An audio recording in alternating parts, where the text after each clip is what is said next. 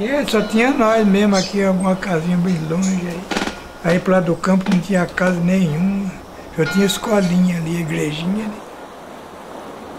Quando meu pai abriu o bar aqui em 58, disse que ele era louco, cara, que era muito bairro. E hoje é quase o centro da cidade. No nosso tempo o negócio era completamente diferente. E não é dizer assim que vocês são tão velhas. Mudou muito. Tá na hora de uma reflexão, tá na hora de pensar. Oi. É cada um para si e Deus para todos.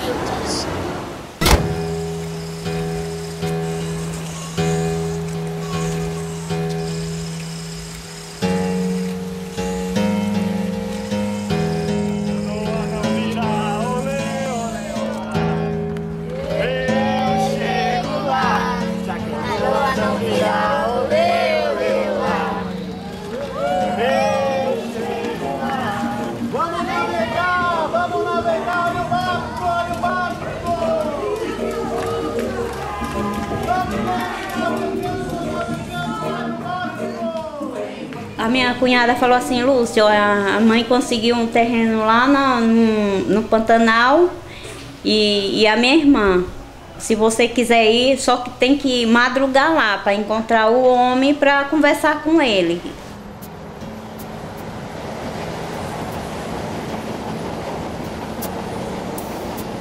Consegui. E agora tem que arrumar caminhões de terra para aterrar. Naquele tempo, para carregar o aterro, era difícil, porque era só um bequinho aqui para a gente continuar com o carrinho de mão. Eles deixavam lá no túnel, ia jogando, virava assim o carrinho. Aí eu ia lá buscar de novo e virava. Ali era para deixar no canto, porque quando a gente jogava a terra, sumia. Então, aí eu falava assim: meu Deus do céu, nós estamos no fundo sem fim aqui, num poço sem fim aqui, porque cada vez que joga carro de terra, some. Você pensava que debaixo do chão não tinha água, só era capim, mas quando você pisava no capim, você se afundava dentro da água. Aí as piabas pulavam, que muitas vezes eu pegava as piabinhas para meus filhos brincar dentro de uma garrafa de guaraná. É um lugar muito especial, porque se você pensar bem, ele está a 15 minutos do aeroporto. Então aqui tinha uma proposta de ser um bairro de classe média alta, da Zona Leste. Né? Assim como é aquela região ali perto da Unixul, entendeu? Só que veio essas 200 famílias numa situação momentânea, e aí aqui virou um formigueiro. Então quando o governador quis tirar, já foi tarde, já não tinha mais como tirar.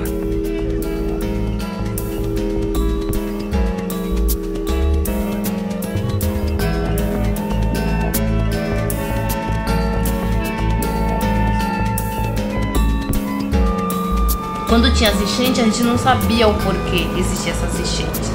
Até alguém que morava aqui que trabalhava lá pro lado do centro, passava e via a marginal seca. Aqui todo mundo andando com água no pescoço, por estar acontecendo alguma coisa. Aí os moradores, por si próprios, começaram a tentar investigar. Aí descobriram que existia uma barragem na Penha. A água eles escoam pro lado que é o lado baixo plano, que é o Jardim Pantanal, que é um lado baixo do jardim do rio Tietê, né? Ninguém dormia não. Ninguém dormia não, com medo da água vir. Porque o rio lá, ele transbordava, fio, e vinha pra cá. Tem uma casa lá no Pantanal, que eu sempre tive curiosidade de entrar naquela casa. E naquele dia, tá tudo alagado, aquelas pessoas sentadas, como eu estou sentada aqui, com água aqui no joelho, batendo papo, entendeu? Ali na rua com água no joelho, como se fosse uma coisa normal. Essa área, ela é muito interessante até a Copa 2014, né? Então essa enchente, ela tem um fundo de história dela. Quem pode contestar que é ótimo, né, se preparar para uma Copa do Mundo, mostrar que somos capazes não apenas de ganhar, né, de ser campeões, mas também de fazer bonito na cidade, de mostrar quem somos, e ao fazer isso se abre uma grande esfera de uma abertura de um campo, né, de investimentos no território bastante importante para as grandes corporações e para um capital financeiro global. E ele diz respeito a toda essa conquista da comunidade, todas essas leis que defendem essas pessoas, né, para poder alcançar seu objetivo, que é justamente a construção de um parque linear, de uma via parque, que é para poder os ingleses ver, né, para poder as grandes corporações mundiais, né, ver que o Brasil é um país de todos. O efeito disso costuma ser, em todas as cidades onde a gente já pôde examinar isso, efeitos bastante complicados. Remoções massivas, desrespeitando o direito dos favelados e dos moradores de assentamentos informais, de poderem ser donos daquilo que já estão ocupando há décadas, e simplesmente as populações estão sendo removidas a rodo.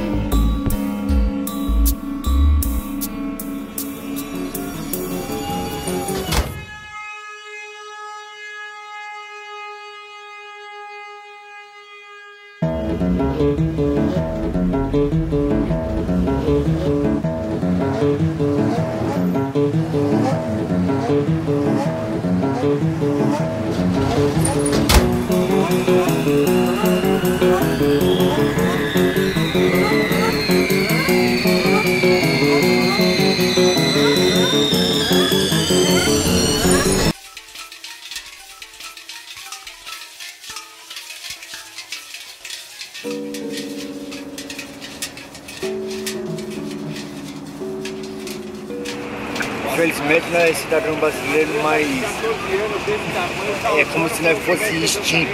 A prefeitura ela faz uma ação higienista, não é de higiene não, é de higienista, é de limpar, de expulsar seres humanos, né? Primeiro é jogar água, depois que jogou água vem o cata-bagulho recolhendo tudo, e se o cara não deixar, a guarda vem assentando o cacete. Essa política higienista, que a polícia está envolvida, não só os órgãos de limpeza, documentos são levados pela polícia. Já seria errado levarem bens, mas é o que acontece, né? Como tem a desobstrução do espaço público, tudo que essas pessoas têm é levado. Inclusive, quando eles fazem coleta de material reciclável, isso está organizado, mas é levado embora. As roupas que tem, tudo, inclusive documento. E não existe justificativa nenhuma para policiais confiscarem e privarem pessoas de documento. É água do Rio Tietê, é água de reuso. Eles vão lá no Rio Tietê ou em algum, pegam essa água e jogam aonde está o morador de rua. Porque quando eles falam em revitalizar o centro, nada mais é do que isso. Quem ganha é o setor imobiliário, não é a população.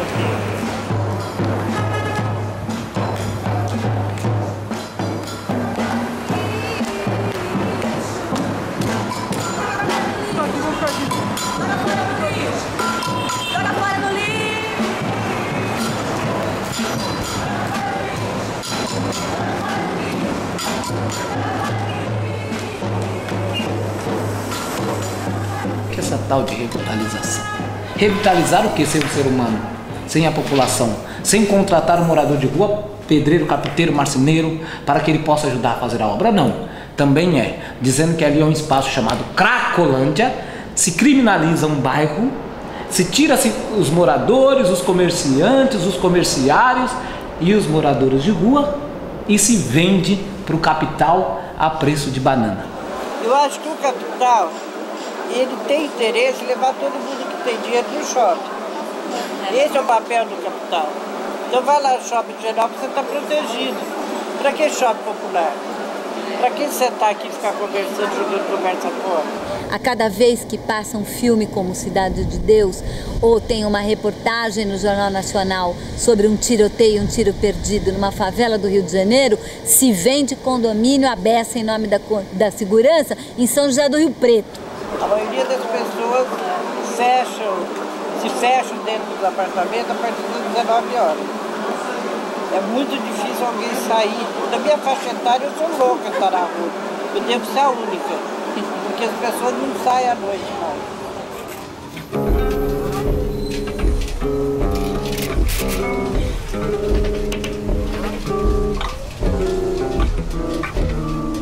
senhorinha que mora lá e que não pode descer aqui à noite, sabe por quê? Porque ela é agredida, roubada, espancada, sabia? Você não sabe, você não mora aqui, você não vê. Porque onde eles vão morar? Eles vão pra puta que pariu, eles que se virem. O Brasil é rico, é só você trabalhar. O Brasil é rico. E vem dormir embaixo de ponto porque não tem onde morar e vocês querem dar lugar pra eles pra quê? Quer que eu pague imposto pra dar casa pra eles? Tá que eu vou pagar imposto pra eles. Eu vou queimar eles aqui, queimar meia dúzia, tá entendendo? Eu quero que eles se fodam, moça, que eles se fodam. Eu nunca precisei disso, por quê? Eu trabalho desde os 11 anos.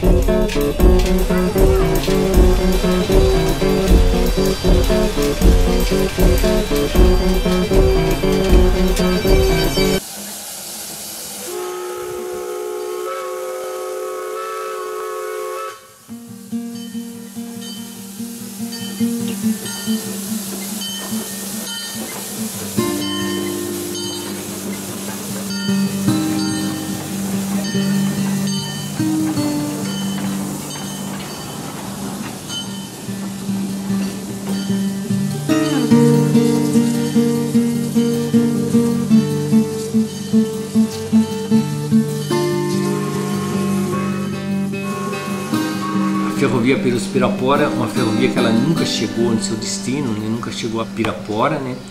Isso também foi uma jogada política para a exploração do calcário. Os empreendedores, o pessoal que fez a ferrovia, para conseguir a autorização do presidente do estado, que era assim que chamava na época o governador, o cargo de governador, tiveram que apelar para a fé popular, dizer que iam transportar romeiros também. Mas eles estavam interessados só no transporte de pedra, que era para a construção de São Paulo. São Paulo era uma pequena, né, uma incipiente metrópole. Partiram daqui. Quando eles construíram perto de uns 15 ou 16 quilômetros, atingiram um ponto que tinha que fazer uma deflexão para ligar a região que ia para Pedreira. E dali prosseguia numa linha mais reta para Pirapora. Eles fizeram primeiro a direção das pedreiras e começaram a usar a pedra, fazendo o cal em maior quantidade e já trazendo o cal para Perus, e aqui ele embarcava para São Paulo. E essa pedra que eles queriam para o calçamento de São Paulo se mostrou que não era uma pedra ideal, porque era pedra como essa aqui, calcária, né? Rocha calcária, me perdoem geólogos se estiverem ouvindo, né? Rocha calcária. Então só que ela é excelente para cimento. E aí em 26 vem a primeira fábrica de cimento do país, a Companhia de Cimento Portland, né? Mais tarde, Companhia Brasileira de Cimento Portland Perus. Com a inauguração dessa fábrica de cimento foi possível a verticalização de São Paulo. E a maioria das pessoas que moravam em Perus trabalhavam na fábrica. Alguns vinham de fora, né? Mas os trabalhadores braçais era tudo aqui do bairro.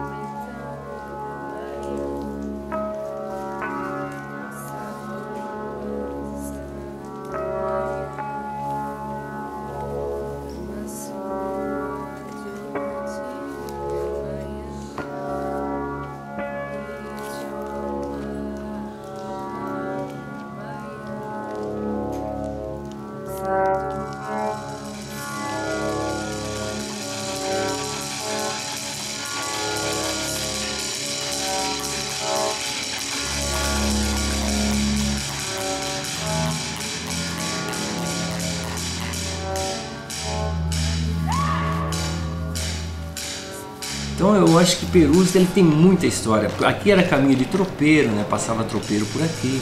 Aqui existia uma estrada que chamava Estrada Velha de Jundiaí, que também desapareceu. Essas histórias desaparecem, né? Quando você muda o rumo, a cidade vai crescendo, você vai mudando até as vias de acesso, né? Outras vias, por exemplo, a história do índio. Onde tinha trilha do índio, foi construído grandes rodovias.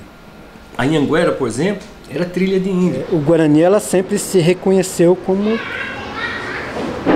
um grupo originário daqui do estado de São Paulo. Então a gente sabe muito bem que o Jaraguá, há muito tempo, ela foi, né, um espaço que os Guarani, né, trafegavam, que eles tinham no Jaraguá um espaço de não uma grande aldeia, mas sim uma pequena aldeia. Hoje a gente tem aldeias urbanas que eles falam, né? Não é porque a gente quer também, né? Não é porque a gente está muito feliz aqui. Eles falavam assim, não, vocês invadiram, né? Vocês né? Eles falam assim, tem uma coisa que eles falavam sempre assim, que grileiro, né? Uma coisa assim, né? Que eles, né, se referia à comunidade aqui. Não, isso na nossa visão é só uma retomada daquilo que a gente perdeu.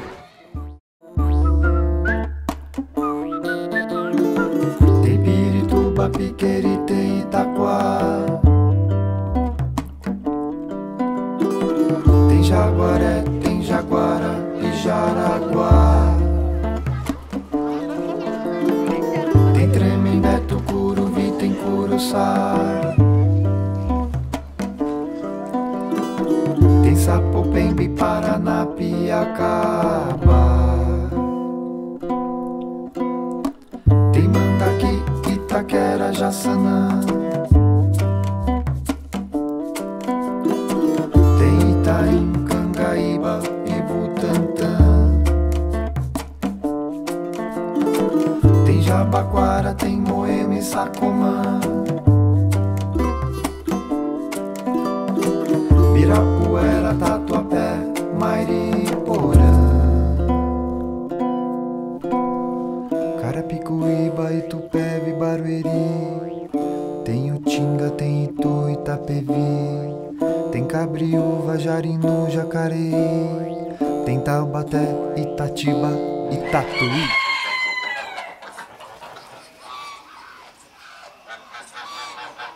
O pessoal da cidade chama nós de caipira, né? Porque a gente mora no mato. Mas caipiras são eles que não conhecem nada, não conhecem um tatu, não conhecem um bicho, não conhecem uma cachoeira bonita. Então nós, moramos caipiras do mato, nós conhecemos o tatu e outros bichos mais e outras faunas, floras que eles não conhecem. E nós conhecemos o centro, o shopping, o cinema. No começo não tinha quase nada, agora que tem muita gente aqui, né? Aí foi aumentando, foi grilando, aí acabou, encheu para tudo quanto é canto, tem muita gente aqui agora. O nosso morador mais antigo seria o seu Manuel da Silva, que a gente conseguiu levantar. Hoje ele estaria com mais de 150 anos.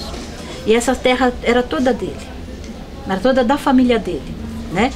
E aí quando começou o governo das terras, ele também registrou, aconselharam ele registrou essa área toda. E depois ele começou a vender os pedaços.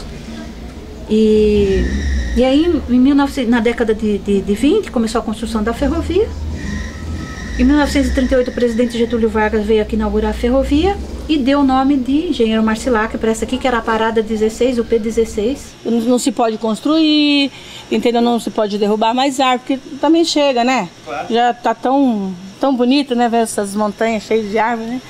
E então, assim, a vida aqui era sossegada, calma, como uma cidadezinha de interior, né?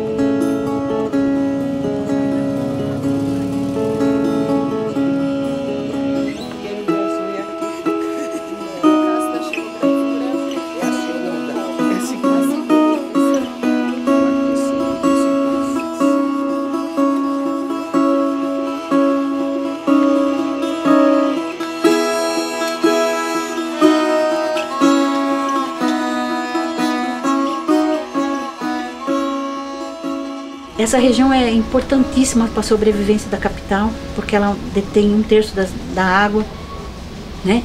Se essa região for desmatada novamente, a temperatura da capital sobe de 4 a 5 graus, sem contar a qualidade do ar, e a umidade do ar e tudo mais. Tentamos fazer uma série de coisas, só que assim, ninguém apoia, a prefeitura não apoia, a prefeitura não está nem aí, né?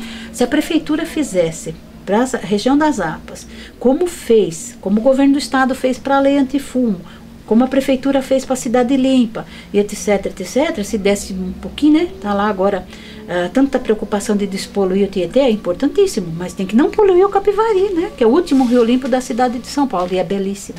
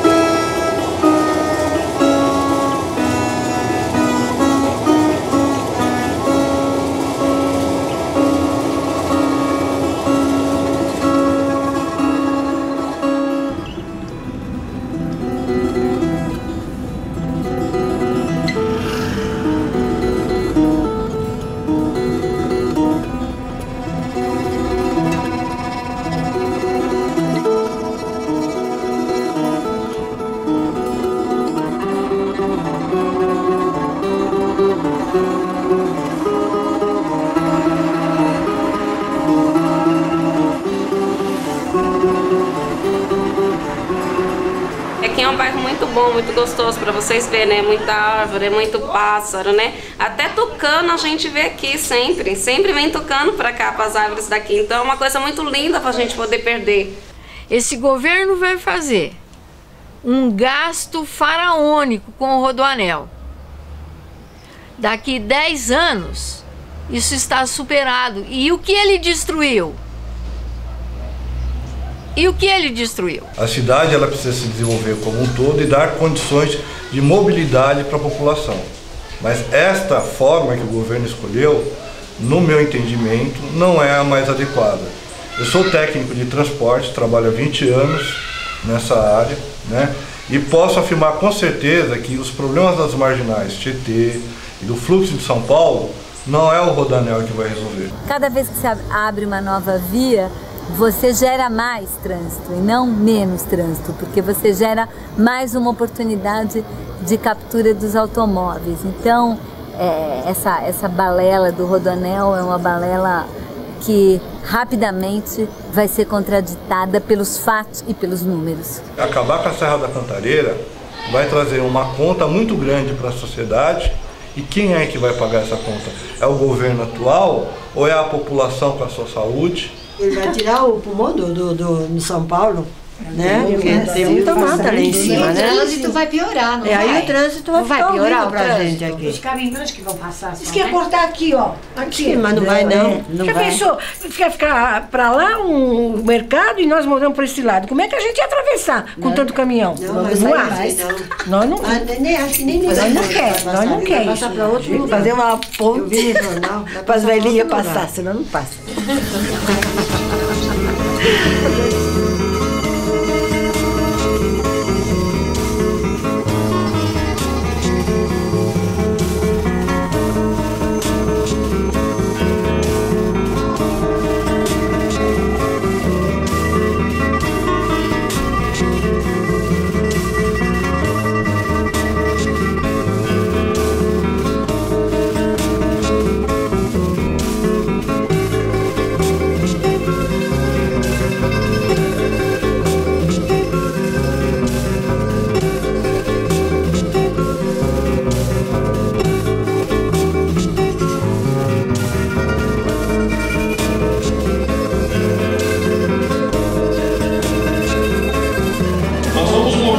terra no Rodoanel em torno de 11 milhões de metros cúbicos que dão para encher 3 Maracanãs. Isso é só para comparar o que a gente vai mexer. Próximo, por favor. O número de voltas ao mundo que um caminhão de 12 metros cúbicos estaria carregado, transportando todo o material que vai ser escavado, dá para dar 280 voltas ao mundo. Isso é só para vocês terem um pouquinho de parâmetro. Próximo. Isso aí todo mundo conhece no estado de São Paulo, ou na cidade de São Paulo, alguns podem ser que não seja no município de vocês. Mas o que nós vamos precisar de brita, dá para encher 27 piscinões do Pacaembu. Outra, por favor. O volume de concreto que vai ser feito dá para construir o aeroporto inteiro de Guarulhos. Outro. Esse é interessante. A quantidade de aço que nós vamos consumir na obra dá para fazer 7 Torre Eiffel. Mas vocês não falam que as pessoas que vão sair das suas casas, vão sair com a chave na mão. Uma casa grande, uma casa. Vocês não falam, vocês falam que o quanto de concreto que vocês vão gastar, vocês não falam que as pessoas terão que ser passarão pela revolução, serão indenizadas, sairão com a chave na mão. E outra coisa, não é sair da região, é respeitar as pessoas, deixar as pessoas com seus vínculos comunitários nas suas regiões. Vocês ficam falando de concreto, de valores, de ciclo, fala do povo, fala das pessoas, sejam mais sensíveis. Ele é vendido como um viário que alivia o trânsito da capital, mas ele não tem absolutamente nada a ver com isso, nada. Ele é uma abertura de uma frente de expansão metropolitana para uma nova forma de ocupação metropolitana, que é essa forma, né, mais fragmentada daquilo que já tem sido chamado de uma urbanização dispersa ao longo das rodovias, né? E é isso que a gente já pode verificar no trecho oeste, que já está implantado e isso já está acontecendo, e no trecho sul, onde isso está acontecendo também. São vários moradores que vão ser desapropriados. Nós temos assim 2 bairros na região que vai ser muito afetado, que é o Vila Rica. Ele tem 300 famílias ocupadas, que é uma área que está em processo de regularização, e o terço desse bairro sai. O terço dessas moradias, o Jardim Corisco, uma escola, que é uma escola municipal na nossa região também. Então, é complicada por conta que essas famílias não têm para onde estar sendo levadas. Uma pessoa que teve a sua vida com sacrifício, construiu a sua casa, a sua família, e da noite para o dia ela veio com uma rodovia arrancar dela a sua vida, né? Então, o governador, o prefeito, pensaram nisso, né? Então você está mexendo com a saúde da população, com a vida e com a dignidade das pessoas.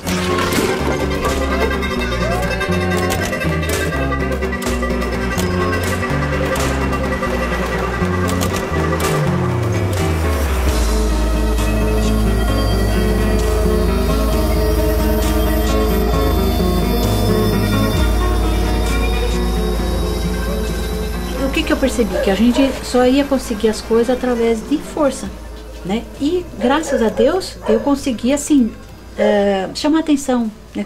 Consegui apoio da mídia. Aí a gente conseguiu, fomos para o Ministério Público para tentar colocar uma creche aqui, conseguimos colocar a creche. A gente foi para uma reunião, fomos convocados para ir por fora. E o discurso era esse, é que aqui a gente constrói as coisas com a participação popular, mas a reunião é de 1 hora e a mulher fala 45 minutos. Depois eu falei, gente, vamos pedir para marcar outra reunião, pai? Porque onde é que está a participação popular? Que eu conheço participação popular, não é isso. E outra coisa, porra meu, para de querer me ensinar as coisas. Eu quero sair dessa condição de eterno aprendiz, cara. Eu também quero ensinar alguma coisa, deixa a comunidade ensinar, velho. Você sempre traz nego de fora para ensinar aqui, nós só estamos burros aqui dentro, velho. Para com isso, não aguento mais isso. Depois do massacre de 2004, nós conseguimos reunir mais de 5 mil pessoas no centro de São Paulo num ato, e depois nós conseguimos reunir 1.000 pessoas numa assembleia para uma eleição do Conselho de Monitoramento, e nós conseguimos decretar, eleger né, e fazer um movimento nacional da população de rua. Então hoje existe esse movimento nacional, né, que é para cobrança de políticas públicas, né, nada mais, não é para fazer parceria, não, ele é para cobrar, ele é pressão, né, que nem feijão, né, políticos só cozinham na panela de pressão. Então a gente está apanhando, mas a gente sabe quem está batendo, por que a gente está gemendo, né? E por isso que esse tal que faz a gente sofrer, ele tem tanto medo das organizações sociais, né? Dos movimentos sociais.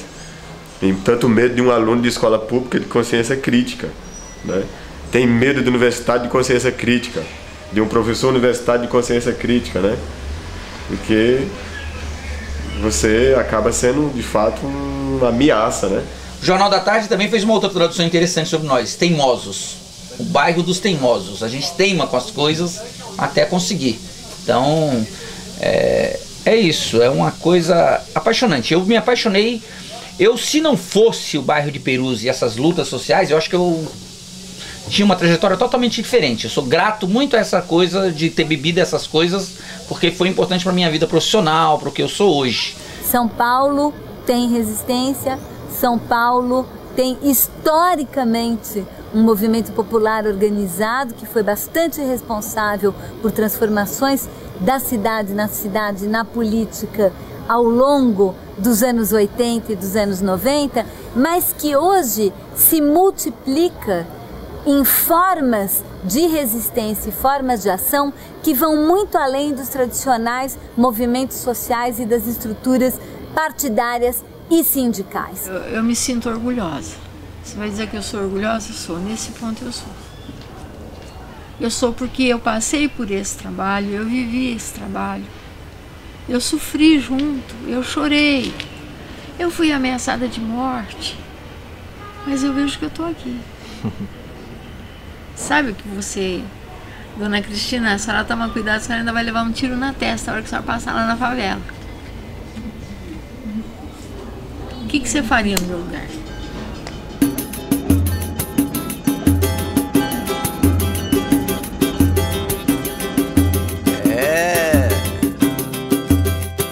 Pra Iracema, em Jaçanã, a esperança parece vã, mas na maloca a Dona Irã já se reforça com tapioca, caldo de rã, e convoca o Joca pra derrotar Leviatã e Tio Sam.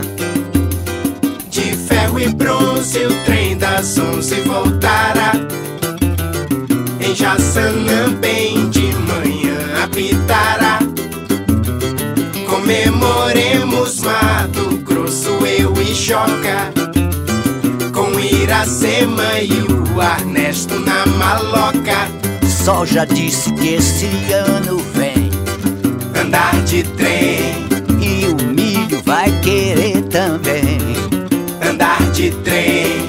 Feijão disse que ninguém vai ficar sem andar de trem.